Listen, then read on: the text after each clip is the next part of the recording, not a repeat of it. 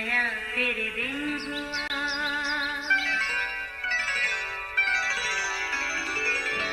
نیا پھر دن ہوا، پرانی رات کا کرے سو شکر ہم خدا کی ذات کا، خدا کی ذات کا نیا پھر دن ہوا۔ آج کی آیت، سو آؤ ہم وہاں جا کر ان کی زبان میں اختلاف ڈالیں تاکہ وہ ایک دوسرے کی بات سمجھ نہ سکے، کیونکہ خداوند نے وہاں ساری زمین کی زبان میں اختلاف ڈالا اور انہیں تمام روئے زمین پر پراگندہ کیا۔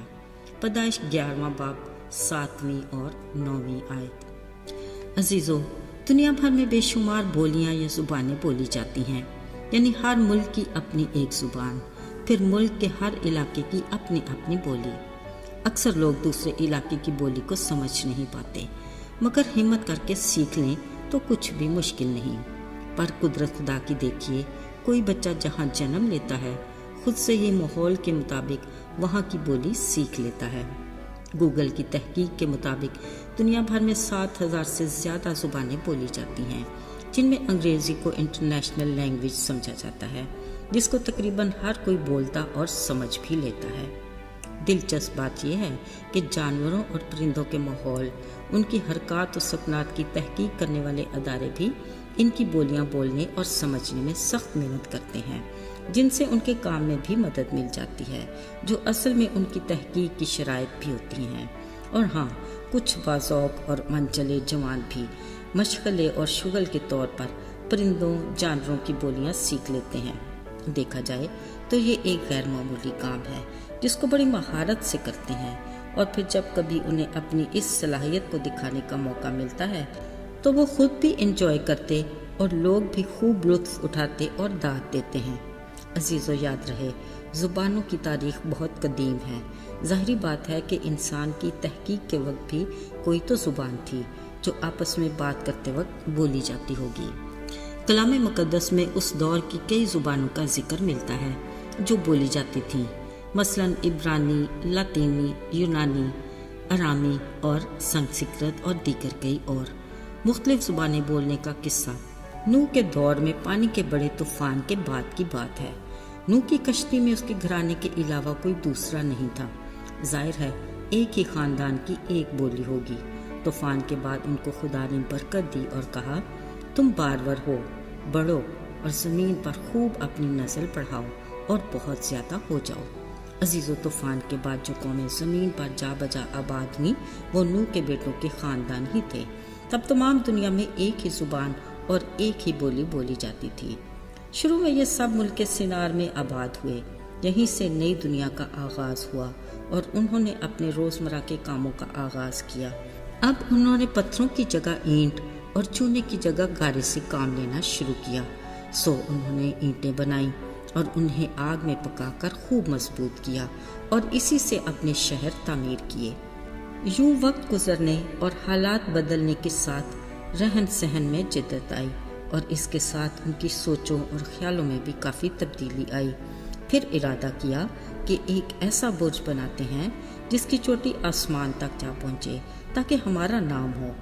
بلا شبہ خالق خدا کو اپنے مخلوق کا بخوبی اندازہ تھا جب ہی اس نے طوفان کے بعد کہا کہ میں انسان کی وجہ سے زمین پر کوئی اور لعنت نہ لاؤں گا، کیونکہ اس کے دل کا خیال لڑک پن سے ہی برا ہے۔ اب بھی کچھ ایسے ہی حالات وقوع پذیر ہو رہے تھے کہ ایک برج بنائیں جس کی چوٹی آسمان تک پہنچے اور ہمارا نام ہو۔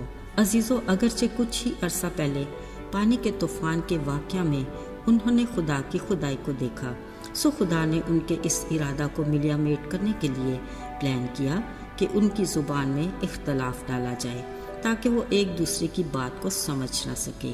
لہٰذا ایسا ہی ہوا اور ان کی بولی جانے والی ایک زبان میں ایسا اختلاف ہوا کہ وہ اپنے ارادے سے باز آئے اور تمام روئے زمین پر پراگندہ ہوئے، اور یہیں سے طرح طرح کی زبانیں اور بولیاں وجود میں آئیں جو خدا کی مرضی کے عین مطابق تھیں۔ عزیز و خیال رہے، اگر ہم انسانوں کی ایک بولی میں اختلاف آیا تو تو اس کی کوئی وجہ تھی جس میں ہمارے ہی لیے بہتری اور بھلائی ہے، مگر یاد رہے خدا نے اپنی محبت اور معافی کی زبان کو تمام انسانوں کے لیے ایک سا ہی رکھا، تاکہ مختلف بولی یا زبانیں بولنے والے انسان خالق خدا کی محبت کو حقیقی طور پر جان سکیں اور معافی کے پیغام کو اچھے سے سمجھ سکیں، تاکہ کوئی بھی کسی وجہ سے اس کے فضل سے محروم نہ رہ جائے۔ اس کے منہ کا کلام یعنی بائبل مقدس گوگل کی تحقیق کے مطابق 3138 زبانوں میں ترجمے کے ساتھ ہر ایک کے ہاتھ میں موجود ہے، تاکہ ہر کوئی آسانی سے اس کے کلام کا مطالعہ کر کے اپنی زندگی کے لیے رہنمائی حاصل کر سکے۔ عزیزو، اس کے حکم کے مطابق تمام دنیا میں انجیل کی منادی کی خوشخبری کی راہ میں کچھ بھی رکاوٹ نہیں۔ بطور مسیحی ہمیں اپنی ذمہ داری کو پورا کرنا ہے، تاکہ ہر گھٹنا اس کے حضور جھکے اور ہر زبان اس کا اقرار کرے کہ یسوع خدا کا بیٹا ہے۔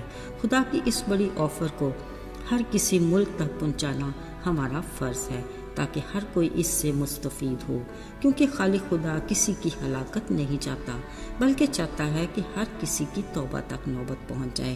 لہٰذا ہم کوشش میں سستی نہ کریں، روحانی جوش میں بھرے رہیں اور خداوند کی خدمت کرتے رہیں۔ آئیے دعا کریں۔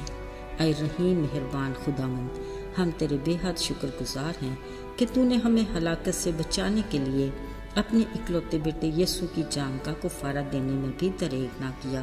ہم اپنے گناہوں کا اقرار کرتے اور پورے دل سے تیری طرف رجوع لاتے ہیں، ہمیں قبول کر۔ یسوع کے بابرکت اور مقدس نام میں مانگتے ہیں، آمین۔